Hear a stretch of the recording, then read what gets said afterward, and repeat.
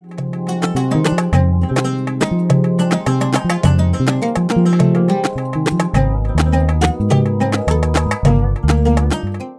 afternoon. This is your Pan-African show called Africa with your host Katsala Seifu. Today we came to one of the newest art galleries that Ethiopia has acquired, Addis Ababa has acquired. I'd like to say thank you for inviting us to your studio. And if you could please introduce yourself. Welcome to Moambasa Art Studio and Gallery.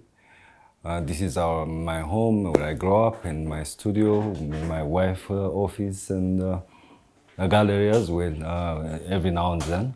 I am Prince Merid Tafasa. I'm an artist on trend. I graduated before 25 years from Addis Ababa Fine Art School. It was a school then, now it's Addis Ababa, part of the university, so yeah. Oh, it wasn't the same before? It wasn't part of the university? Yeah, it was by itself. It was a school, art school. It was just an art school on its own? Yeah. Who started that school? Ale Falaga, which is one of our leading Ethiopian artists, and who founded the school. Now the school is called by his name, commemorating his great work. And well, I'm honored at some point of my life, right after I graduated, exhibit with him while he was alive. So yeah. Excellent, excellent. So before we dive into your artistic journey, I would like our audience, including myself, if you could tell us a little bit about your background, how you grew up, how you got into art, what led you to go into the artistic side of life. As far as I remember, as a child, before I started to even write, I was drawing. And my inspiration, funny enough, is my mother, which is not trained artist, but she loved to draw, and it's like her hobby. So I used to copy her drawings with pen, and she don't even use pencil. Copying certain people she like, Tedros and stuff like that, as a Tedros. That's my first memory of me trying to copy her drawing on papers I found, or even record vinyl boxes. Like I split them and found the inside part. So that's where I started to draw. So that's my vivid memory from childhood, and happy memory actually, drawing. Then grow up in Garnet Hotel in Kazan. After we moved to Addis. It's a compound full of kids and stuff, and still my hobby when I'm bored with the children, friends of mine outside, is go back home and to our apartment, and draw. Okay. So that's how I remember myself since I really. So growing was truly a part of you. Yeah, part of my art development. I read somewhere that you recently discovered that you were a direct descendant of the Imperial House of Solomon and Saba. Yeah. When did you discover that? And what, I shouldn't say in what, but how? How? When and how? When and how, yeah. When I was a child, my father told me on Haile Selassie's autobiography, which is called Ethiopia and Ethiopia and My Life and Ethiopian Development. There are two books, and in the first book there is a map in the back, and he told me, you're in this book on your mother's side. Whenever you're ready, you could look for it. And it's like a daunting task. It's over 2,000 people written on that small, tiny writings and stuff like that. And he said to me, you'll find out exactly where you are, and you have the book, but you have to go to school, and you have to be yourself first before you go to that side and call yourself prince and stuff like that. So recently, in the last 7 years, I think, the book is back. The book was here, then it's gone, and at some point the map was not in the book.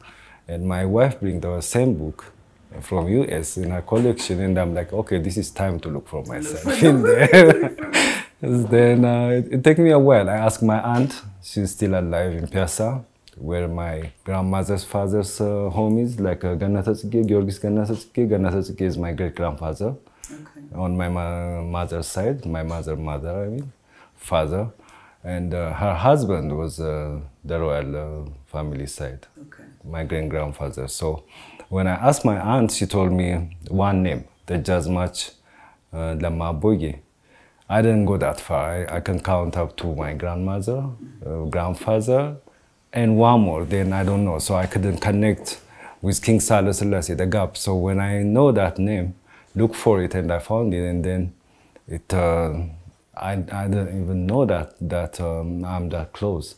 It is too close that I'm one of the 15 children. So King Sahle Selassie was in Sagad. He had 15 children, and one of them was my grandmother, and the first one was Minilik's grandfather, and the fifth one was my Haile Selassie's grandmother. Wow. So I'm like, okay, I have to recognize this. I can't go around it. So yeah, I started to call myself Luol or Prince, yes. What inspires Prince Merid? Before it was history, because I used to like to read books. And my father have like extensive book collection. This corner actually, from this side to the corner of the wall was a shelf full of books. So I'm trying to paint Haile Selassie or people I read about. Like my mother, she used to even, people like Kennedy and different people I don't even know about, I used to copy from her. So those histories I read, I try to illustrate them somehow. Or there was this encyclopedia, America I think. So on that there are paintings, classical paintings and stuff. I try to copy that as well, and animals and stuff. So that was my drive when I was a kid. Then after I found out art school exists and go for a winter class, like for kids, then I'm like, okay, this is my place, so I have to join art school. So after that, it start to get a shape. It's not just trying to illustrate what I read as a child. Then it became about questioning my identity. Before I know I'm Prince as well. And then the connection between visual, technical studies to get like to the brim. Art school is the teachers, including Taddasa Gazal, his statue is right here. Incredible teachers from East, West. He studied in America. Some of my teachers studied in Russia. Some of them studied in East and West. You know, both influences, diverse kind of. So my graduation work was what really still driving me. I decided to, when you do graduate, before you graduate, 4th year, you have to do a composition. And that composition has to be a new concept, new perspective, your perspective. You can't copy nobody and nothing like that. So doing that, I start to think about top view.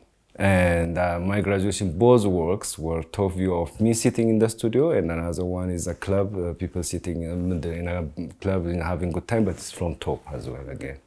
So from then on, someone I have to meet him today actually. I just met someone in my display, went to photograph my display in art school. I met this guy from Israel, his name is Moshe, and he invited me to come to Israel and do my residency. So the first place I went out of Ethiopia was Jerusalem. So, and my first exhibition as well. So it's funny you brought it up because that was one of my questions. And since you brought it up, I could just follow through please tell us that experience, because it has to be quite a very interesting experience. Because first time to travel out of Ethiopia. And I already am thinking about top view, and when we reach Jerusalem, the flights through Red Sea, then Yemen and Jerusalem, I was like Tel Aviv first, then you go to drive to Jerusalem. I said, we're in Africa. And actually we're in Sahara, this extension of Sahara. So I start to question the map. And the map is top view, isn't it? Even if the globe floating, it's top view. So the first interview I had before I start to work was this Jewish Moroccan African guy. And I told him about this idea I have about looking at revisiting the map, the globe we agreed on and accepted as right perspective. So he's like, what? I told him, you know what, the planet is, our planet is a ball. She's on the air. So there is no top and down, up. I mean, there are poles. There are poles, south and north. But when I look at it, I just start to think, oh, this is a perspective of white people. They start from their home. Europe is up, and Africa, even if in the middle. You can't move Africa from the middle. That's one thing you can't change. But then I told him I have an idea, I have a series of work I want to do, and to turn the planet downside up, not upside down. Not to give that like distraction and everybody will follow. So, and over that I start to analyze even the shape of the setting of the continents.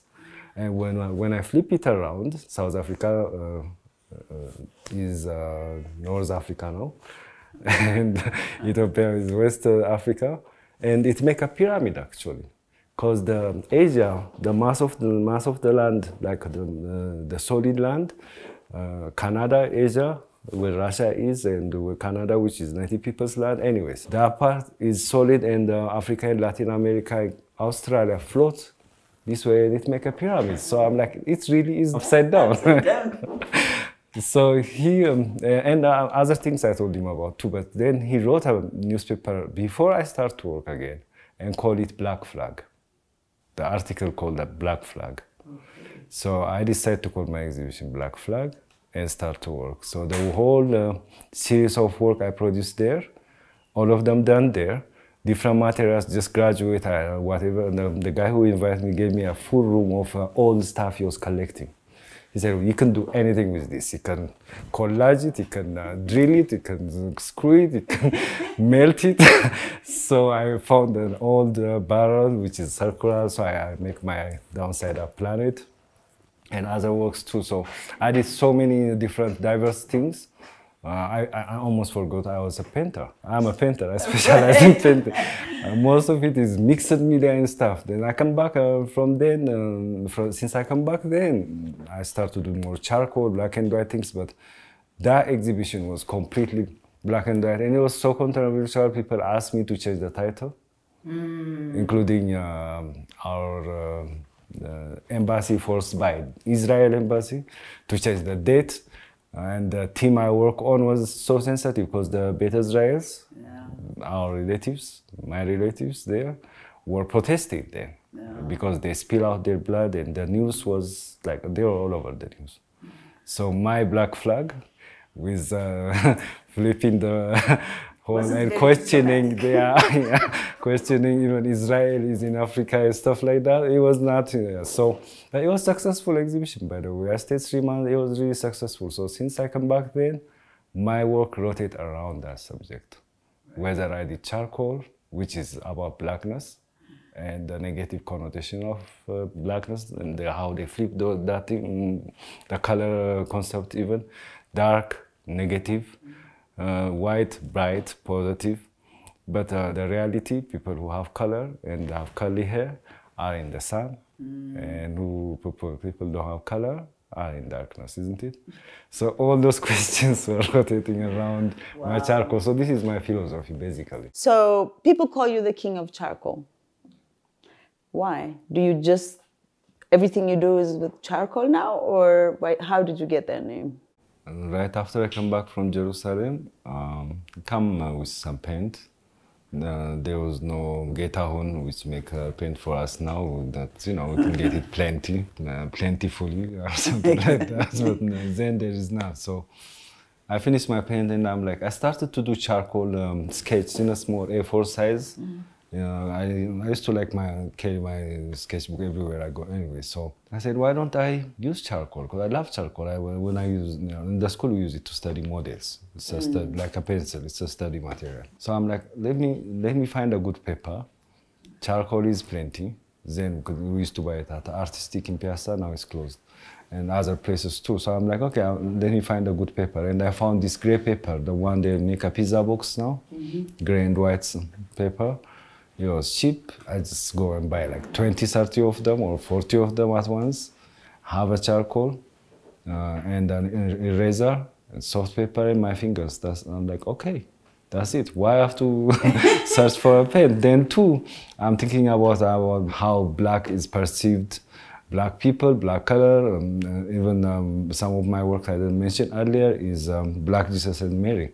And I was already thinking Solomon and Saba, even if I didn't know that I am direct descendant of that line, must be black people. In Jerusalem, that idea came too, because it's a desert. It's so far away from Scandinavian countries, so we can't have blue-eyed, blonde Jesus or Mary. So that's one part of my work. So I just focus on black and white. And I did charcoal for 10 years after that. I don't touch no paint.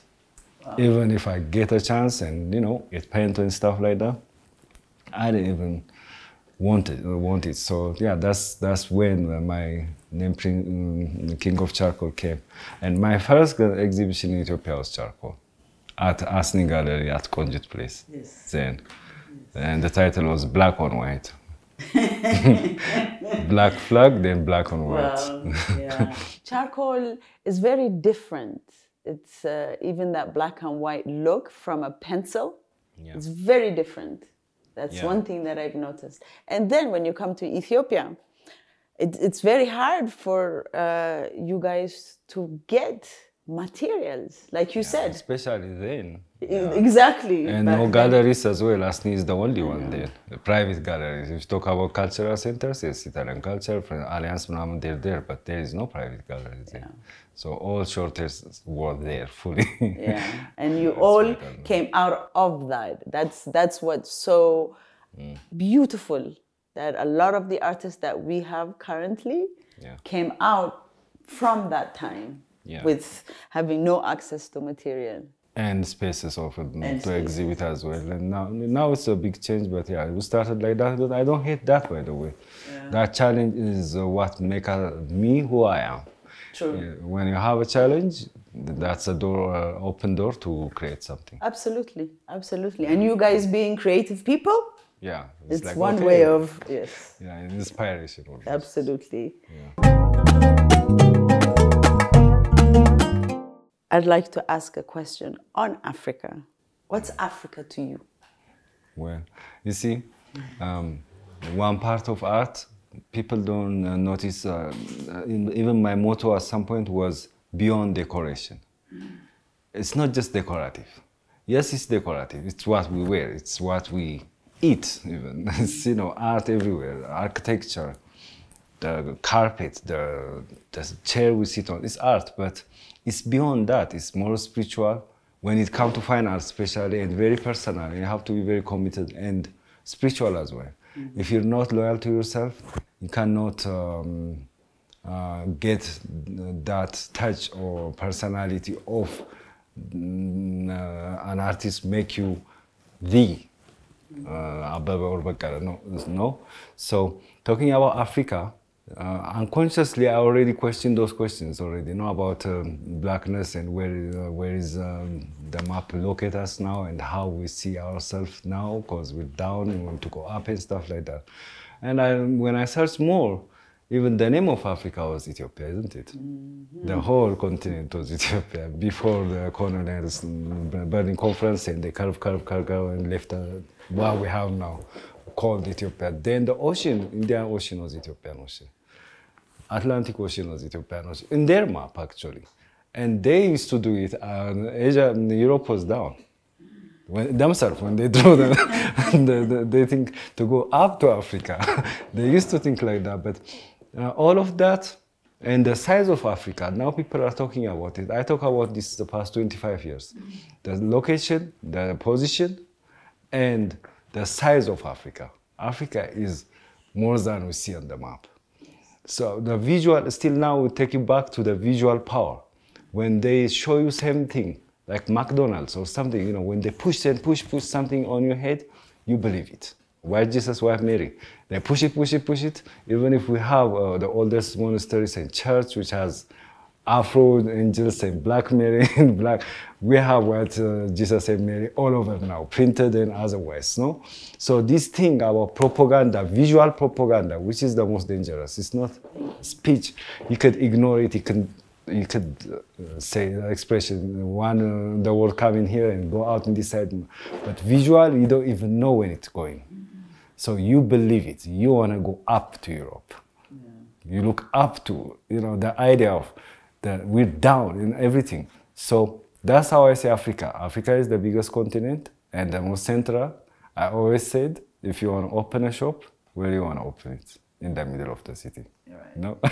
So geographically, for business, over our ways of cultural and natural, you know?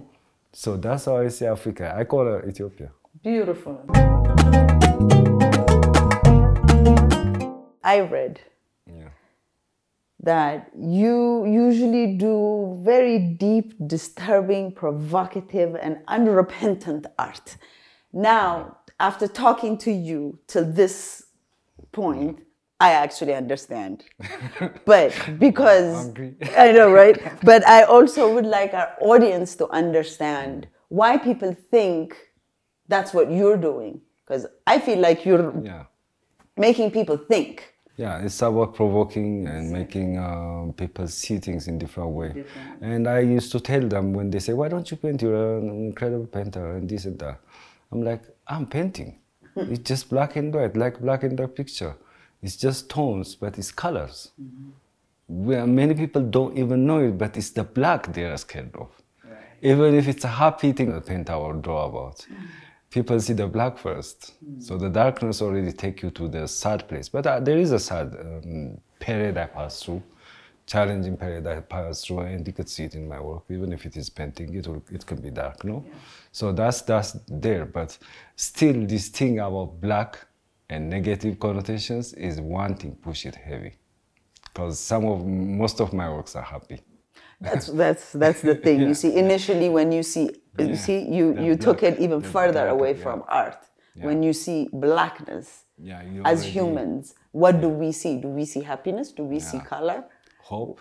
Hope, exactly. Beauty. So that's part of that package. So now we are actually sitting in Mombasa, your art gallery. It's been a year since you've opened it, right? Yeah, it's about like 2 years. Or it's about 2 years, okay. So why after so long did you decide to turn this beautiful house into an art gallery? Well, on this one I have to talk about my wife. My wife, Dr. Desta, is the one who came up with the name actually. And we were doing exhibitions, even me and Daniel Tayev once, two of us, you know, but other than that I was exhibiting here. And inviting people to open studios and stuff like that, even if it is not exhibition. Then we said, considering the spaces we're losing now, like Guramaile and all of the other places, even small studios closing and stuff like that, like this is central, and this space, I can't be so selfish just to do my exhibitions. And you know, so we said let's start it with Daniel Taye. Actually, Daniel didn't happen. Then I started it by myself. I did open it by myself. Then Daniel exhibit. So it's not formal gallery, but it's a space we share, and we need to share such a space in a time like this, especially while we see people losing, you know, us losing very significant places, which create a serious movement in Ethiopian art history. So, yeah, that's like, well, this is time. Yeah, it definitely is time. As you said, we've lost, I think, 2 to 3 galleries, from what I know. Exactly. Then Tasfahun and the Ikun studio down there was Naz. Naz so, yeah, it's a loss. From what we don't have much, so it's a loss. So, how do you feel? In the city of more than 5 million people, the art galleries that we have are very limited. I mean, could we say there are 5? But still, they're less than 10. For 5 million people. By fingers. Exactly. What do you think, as a country, we should do in order to, because with no galleries, educating the people about art is one of the things, because I have a feeling that a lot of the community or our society doesn't appreciate artists as much as we should. Yeah. That's safe to say. Yeah. So with less galleries, we're having a hard time. You guys have a hard time exhibiting, showing, teaching, educating your community. Exactly. Sharing what we do, yeah. Since I start from zero, our batch is right after the, imagine there is nothing.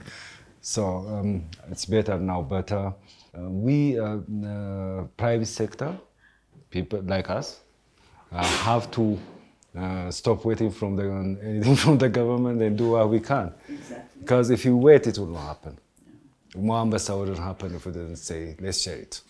And we did exhibit even 20 young artists, including my age and Daniel is older than me, in one exhibition. It was called Andan, the 1-1. Yeah. So I see the artists who just graduated last year exhibiting with us, women artists and stuff like that. So for me, we better quit waiting for any other people helping or considering and pushing, because it's because we pushed from zero, we have what we have now. There are studios, different studios, even if it's not a gallery, the private art schools, Abyssinia, Enlightenment, Target. There was only art school then. Exactly. So now we have more art schools, but still we need more galleries. We need more galleries, and we're not that many still, though, too. We're a small group, still, but powerful. So you would say the concept behind an art gallery is to actually bring people of like-mindedness, or even not, so you can actually have a good, let's say, conversation, because art, I feel, inspires people to talk. Yeah, of course. With especially your pieces. Yeah, openings especially. It's a place you meet after some people meet after a long time, and different class of people, diplomats, students, people who study other stuff too, like from different campuses so in Ethiopia. So it's not a fixed place that you could say this kind of people can't come here. Our place in Arat Kilo, it was called Children's Village. My wife started it. There was street children who were fed there and put them to school, and we use art as therapy for them to heal. And who was coming there?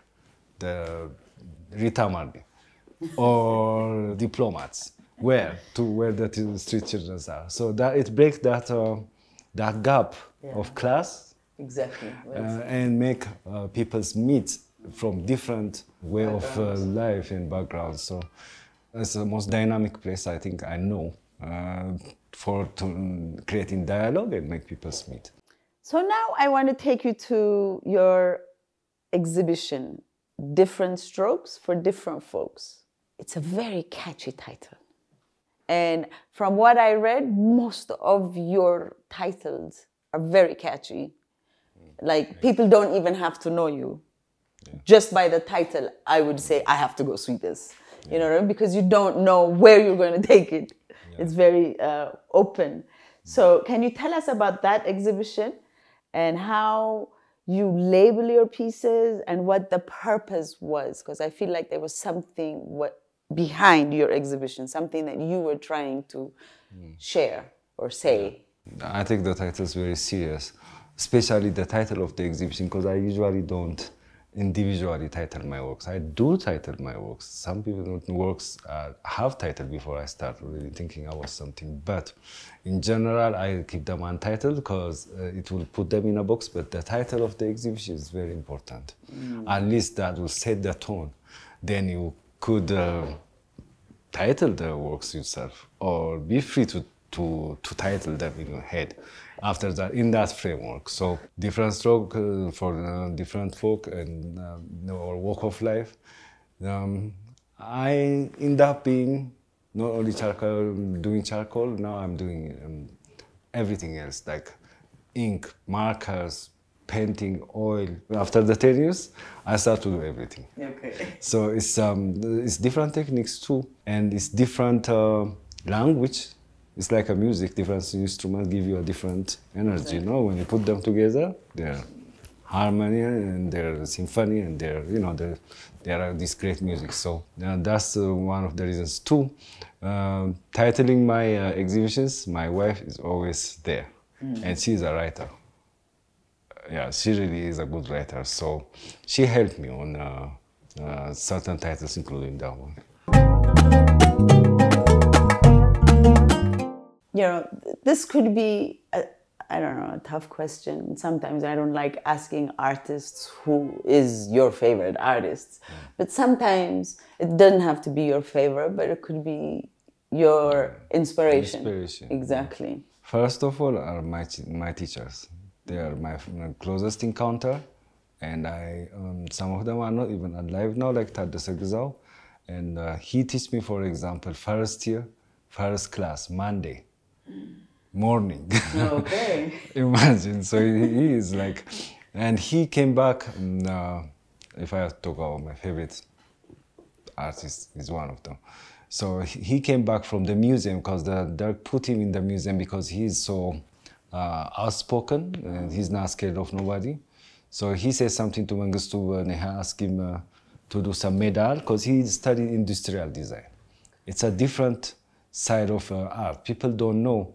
Artists are the one who design cars, design furniture, design modern anything we see. I mean, so he studied a specific area, and he used to do the medals and all those bronze and different casts. Like there was a statue right there. And when I asked him,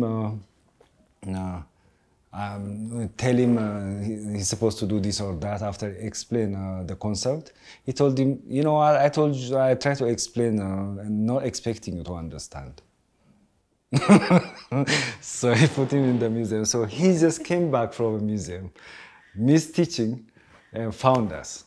So he filled us with the basics, you know, when you, since we don't have art class in secondary and elementary school, unless our passion and our ride and our little places we go to do night class and stuff to get an idea, we come almost empty canvas. Exactly. It's not like the Western countries that you exposed, museums are all over and stuff like that. So he, from the language of art to the history of art and the philosophy of art, technically and otherwise, he was so strict. He's, you know, in his old age, but he stands in the morning and till lunchtime, he don't move from where he's standing. Wow. And speak and read our work. His homework has to be done. He see your work and tell you, oh, you live around Gojambaranda. He analyzes us like unbelievable. Yeah, he's a scientist, literally. And he even told me, and I don't even know what he was saying then. He sees something I didn't say, oh, you're good in maths? I said, no, I don't like maths. You know, art is maths, but it's a different kind of maths. Exactly. And it's free kind of maths. There is no formulas. You create formulas. So, you don't like maths? Okay, it must be genetic there. Is there any artist in your, mathematician in your family? Or anybody good in maths? My sister studied in Nice. He's okay, not exceptional. I didn't think about my father. He said, not okay, good one. I said, no, nobody's there, and I don't like maths. He said, look for it.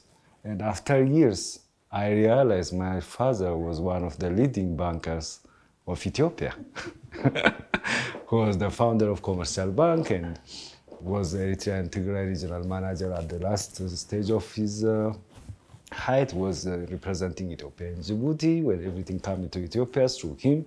Wow. They use the director, he's a mathematician. So you see, this kind of teachers, if I can't say they're my... He saw something in your work. And said, there is maths in your family, if not you. That's and he was right. That's a teacher that knows his students. Yeah, and knows the work, you know, how to analyze our work as well. Yeah. So as we come to finish our conversation, you know, we have to come to Ethiopia, and then we have to question where our country is in the fine arts industry today, as well as what makes art nowadays. Well, as small as our community is, and only 20 graduates from art school for the last over 50 years, almost 60 years now, and now we have little private schools. The skill and diversity and the strength of the academic background as an artist is incredible. We're not that many, but as small as we are, with and the helm of world art scene. There are younger artists graduate after me, or my seniors, of course, as well, who are on the top places it could be in the world art scene, honestly. That's what I can say. So would you say that, or would you say not, or it is? African art, do you think, is marginalized? It is marginalized, and it is expected to be African. I'm against that. They would say, oh, you're Ethiopian, you have to do, for example, we have so many, historical, exactly. Maybe the church thing, or maybe the... No, I'm not. I am an artist from Ethiopia. I'm an African artist, of course, but I don't do African art. What is African art? They make that frame. Yeah. And if you do anything else, it's like, oh, this is what we do. So we have to do our past. Yeah. One part of art is doing the future, not even the present. That's the future. That is the history. Aksum, when you look at Aksum or Laribara or Konso stones, when we see them, it tells us where that community or society was at that time. That is history. And at that time, that was contemporary. That was modern, isn't it? Right. Yeah, you don't live in Aksum. It's not a bit, you can't go in. It's concept, no? And it shows where the people were then. So now we do now. So it will be history in the future. So when they tell me to be African artist or do African art or those frames they make, I refuse. And most Ethiopian artists are not like that. I can tell you. Exactly. I think that is putting you in a box. Yeah, it's putting you in a box of your history. Right. Do art lovers defy expectations? Yeah. By the way, without audience, especially visual art, is like masturbation. Literally, because it don't go nowhere. It's just so when you have the audience and the art lovers following and supporting, if not buying, even being there and be part of the conversation, that's when the fire burns. If not, it's like clapping by one hand, literally. So yeah, and that's happening now, by the way. That's happening now. We have more Ethiopian buyers than before. Before it was maybe tourist or whatever, but still not Ethiopian. Now we have Ethiopian collectors and buyers, young, different age. How do you think that happened? How did they get exposed? Or I can't say, is it because of our galleries? You know what I mean? It's very interesting you said that, because we have less galleries now than we did, but you have more buyers now, especially in Ethiopian. I think the physical spaces, even if they're getting less, the audience is catching up. The audience is, before, even if we have more space, they might not you come. Even if we have limited space, they might don't even know art school exists, no? Or what is art, what's the value? Now the audience, and we have the social media as well now. Exactly. So that platform is, it's much wider now. It's wider, so I think that's part of it. So of course I have to ask this question, since now AI is out there and is becoming, for some, an issue, for some answers, for some good. Yeah. But as an artist, do you think it's a good thing that we have AI now?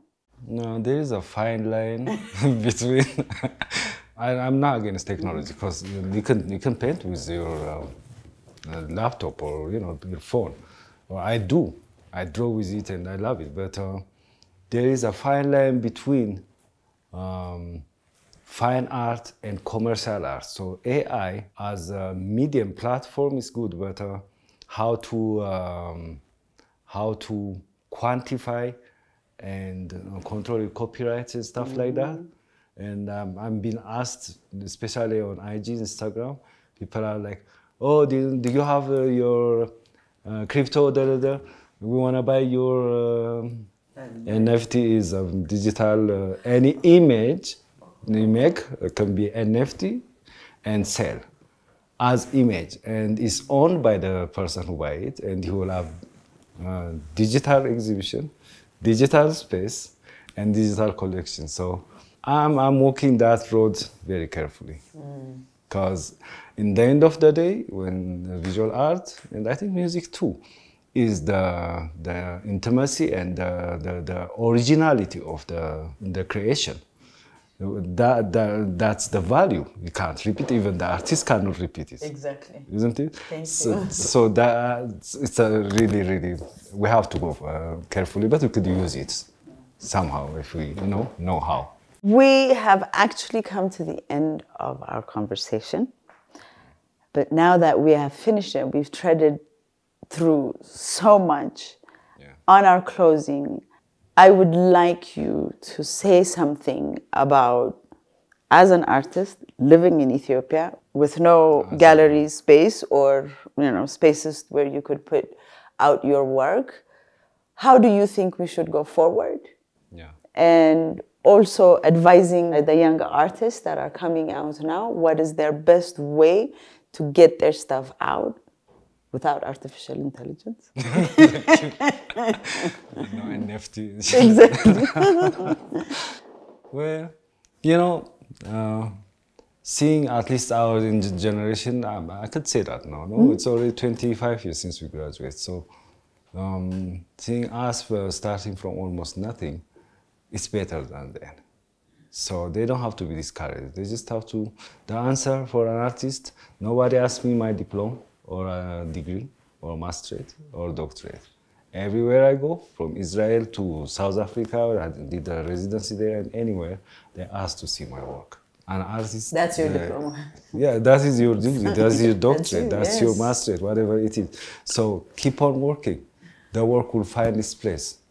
Then I know shortage of spaces and even space to work in. It's not even exhibiting. I understand that too. You know how expensive the rents are, and if you rent, even if you have your own house, it's not easy. I understand, but and people like me, like my wife, and other people who love art as an artist and even as a lover of art, because we have our own collection now.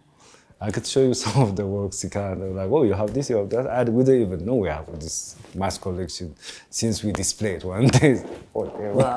So there will be a way. And two, the social media can be used that way, and that's another way. We could exploit that. We used to not have that. We used to not even have mobile phone. Exactly. We used to use telepathy. Not Not to go telephone. to someone's studio without notice, we just go. There was telepathy then. Yeah. So there are other advantages. When we lose something, we get something. So they don't have to be discouraged. Just have to keep on doing. The only thing speak for you is your work. That's it. Well said, well said. The other thing we have to also acknowledge is that we almost lost Fendiga. Almost. And that was another... shock. It was shock. It was shock. And a space for our cultural shows outside music, of... Exactly. Dance, visual art, and for Exactly. free. Visual art for free. Nobody does that, you know that, no? Nobody does that. You don't take a percentage of anything. Wow. This is, we don't even, nobody can afford that. Can afford to do that. So if someone doing this and investing for the sake of the growth of Ethiopian art, we just have to support them. Yes. When we need more, we can't have less. Yeah, we can't. Yeah, especially now that we're talking about, we we got the less. industry, so where should we put the products? Let's call it product. So we're very happy that it has survived. It survived, me too. Thank you for tuning in to your Pan-African show called Africa with your host Katsalawork Seifu on African Renaissance Television Services. Thank you again.